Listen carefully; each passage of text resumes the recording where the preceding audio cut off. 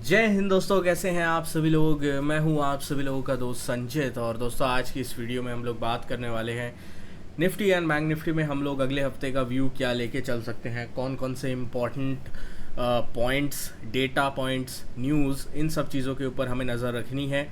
Global markets का क्या हाल है और यूएस के जॉब्स डेटा का क्या इम्पैक्ट बाज़ार के ऊपर पड़ सकता है, सारी चीज़ें इस वीडियो में डिस्कस करने वाले हैं। तो दोस्तों, वीडियो शुरू करने से पहले चैनल को सब्सक्राइब कीजिएगा, बेल आइकन को दबाइएगा और इस वीडियो का लाइक की हम रखते हैं लगभग 1000 लाइक्स, जो कि आप पूरा कर ही देंगे। तो चलिए, अब ज़्यादा टाइम वेस्ट ना करते हुए वीडियो को शुरू करते हैं। देखिए, सबसे पहली चीज़ हम लोग बात कर लेते हैं ग्लोबल मार्केट्स की। एक चीज़ जो पिछले कई दिनों से या काफ़ी दिनों से मेरे को सुनने को मिल रही है, और इस चीज़ को मैं एड्रेस भी करना चाहता था कि यार, आप ग्लोबल मार्केट की बात करते हो, बट ग्लोबल मार्केट क्या हमारी रैली को फ्यूल कर रहा है क्या? और कुछ हद तक अगर उनका पर्सपेक्टिव देखा जाए तो वो सही भी है। ये आपके सामने अमेरिका के डाउ का चार्ट है। डाउ जोन्स दुनिया का one of the biggest index, I think the biggest index S&P के बाद। और आप देख रहे हो, इसने बिल्कुल भी पिछले 8 से 10 दिनों में, ये डेली चार्ट है, इसका कोई मूवमेंट नहीं दिया है, बिल्कुल साइडवेज रहा है। यहीं अगर हम निफ्टी को कंपेयर करते हैं, पिछले 8 से 10 दिनों में शानदार 1000 से 900 पॉइंट की रैली जो है हमें वन साइडेड देखने को मिली है। ठीक है, हाँ, रैली थोड़ी स्लो है, बड़ी कैंडल्स नहीं है, ट्रेंडिंग मूव्स उतने ज़्यादा नहीं हैं। अगर आप सिर्फ पकड़ के होल्ड करके बैठे रहते हो तो ही आपका पैसा बन रहा है, इंट्राडे पैसा नहीं बन रहा, विक्स बहुत लो है, ये सारी प्रॉब्लम्स हैं। बट रैली तो है ना, किसी ने तो पैसा बनाया इस रैली में, चाहे वो स्टॉक्स के थ्रू हो, फ्यूचर्स के थ्रू हो या ऑप्शंस के थ्रू हो। बट वो सपोर्ट हमें ग्लोबल नहीं है।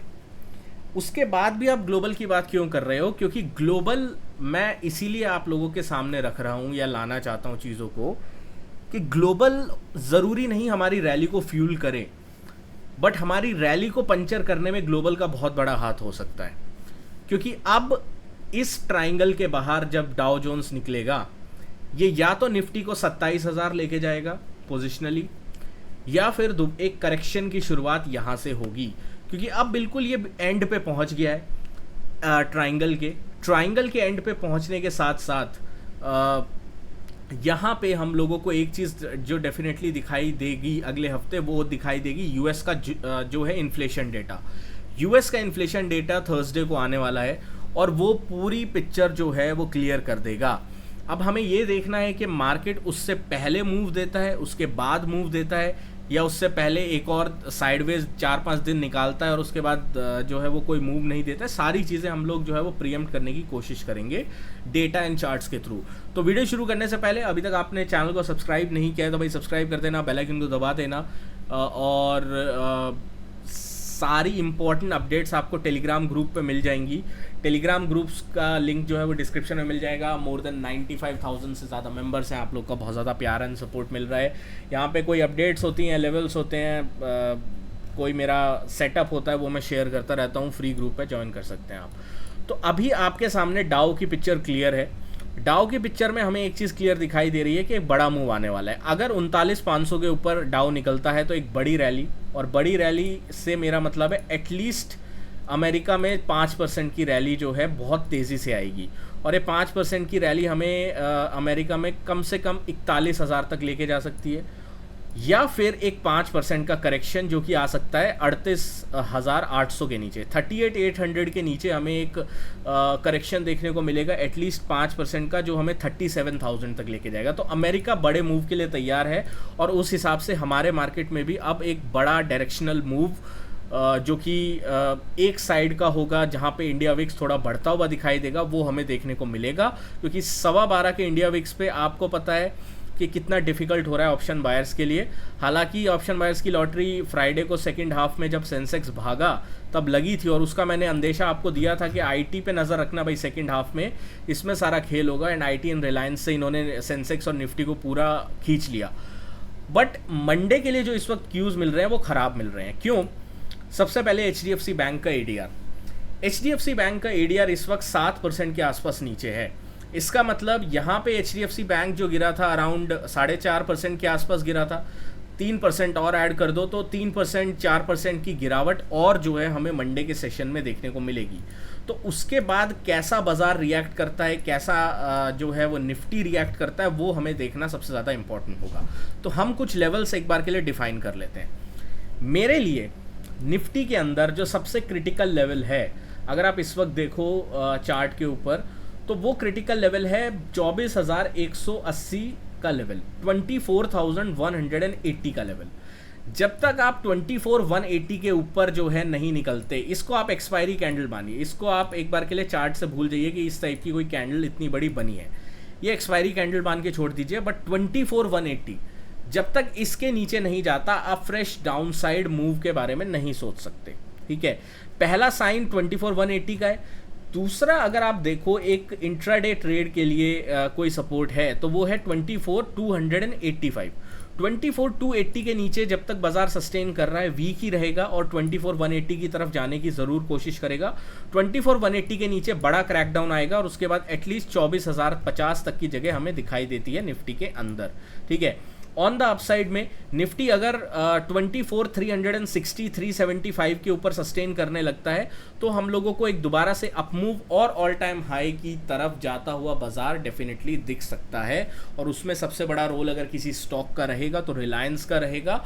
स्विंग ट्रेडिंग के स्टॉक्स की मैं एक वीडियो कल लेके आऊँगा, तो उससे रिलेटेड भी आप तैयार रहना, नोटिफिकेशन ऑन वगैरह कर लेना अगर आपने अभी तक ऑन नहीं किया है, ताकि वो स्टॉक्स मिस ना हो आपसे और आप फ़ायदा उठा सको इस हफ्ते में। अब बात करते हैं बैंक निफ्टी की।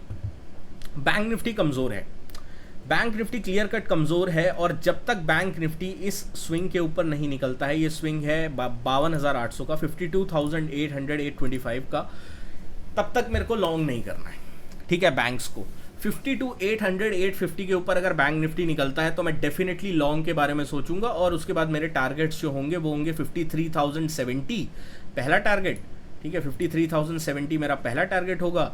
दूसरा टारगेट मैं लेके चलूंगा अराउंड 53,225 का। तो ये टारगेट्स हम लोग लेके चलेंगे बैंक्स के अंदर। ऑन द डाउन साइड में बैंक्स में जो मेरे लिए क्रिटिकल एरिया है वो है अराउंड 52,350 का। तो 52,350 एक बहुत क्रिटिकल सपोर्ट है, फ्राइडे का लो है। 52,350 के नीचे अगर बैंक निफ्टी दोबारा से सस्टेन करना स्टार्ट कर देता है, एक फ्रेश डाउन मूव की शुरुआत हो सकती है। हो सकता है HDFC बैंक का ADR नीचे है तो एक बार के लिए बैंक निफ्टी क्या करे, इस एरिया के आसपास खुलने की कोशिश करे। तो इस एरिया के आसपास जो है अगर खुलता है और यहाँ पे सपोर्ट लेके कोई डब्ल्यू पैटर्न बनाता है, higher highs higher lows formation बनाता है, तो यहाँ से भी एक लॉन्ग का ट्रेड हम लोग इनिशिएट कर सकते हैं। बट अगर 52,350 के नीचे ये सस्टेन करने लग गया, सारी पोजीशन से एग्जिट हो जाना ही बहुत बेहतर विकल्प होगा। निफ्टी फाइनेंस की बात कर लेते हैं। सिमिलर केस है निफ्टी फाइनेंस में भी। अगर हम लेवल्स की बात करते हैं तो जो इम्पॉर्टेंट लेवल है इस वक्त निफ्टी फाइनेंस के लिए वो होगा 23,700-720 का।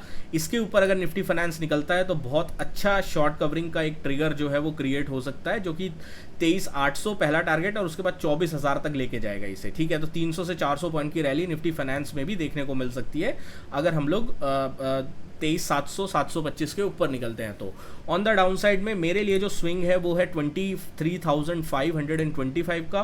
23,525 के नीचे ये बाजार सस्टेन करता है तब मैं शॉर्ट के बारे में सोचूंगा।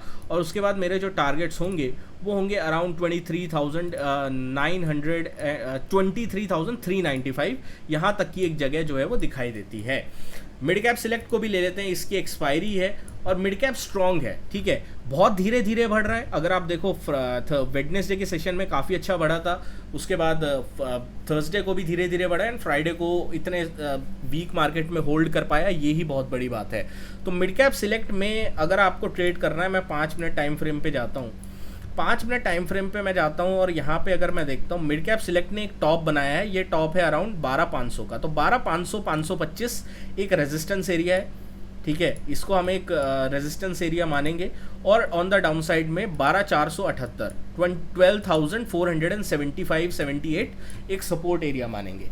ये एरिया जब तक जो है नहीं ब्रीच होते हैं, आप डायरेक्शन के बारे में मत सोचना। अगर आपको डायरेक्शन प्ले करनी है एक्सपायरी वाले दिन तो ये लेवल्स आप टूटने दीजिए, उसके बाद ही डायरेक्शन के बारे में सोचेंगे, अदरवाइज अवॉइड करेंगे। मार्केट सही जगह पे आने दीजिए, उसके बाद अपने ट्रेड्स को पंच करिए तो बेहतर रहता है, प्रॉफिट की प्रोबेबिलिटी बढ़ जाती है। दोस्तों आशा करता हूँ वीडियो पसंद आई होगी। वीडियो पसंद आई तो वीडियो को लाइक कीजिएगा। मिलता हूं आपसे अगली वीडियो में। Thank you so much for watching guys. जय हिंद, वंदे मातरम।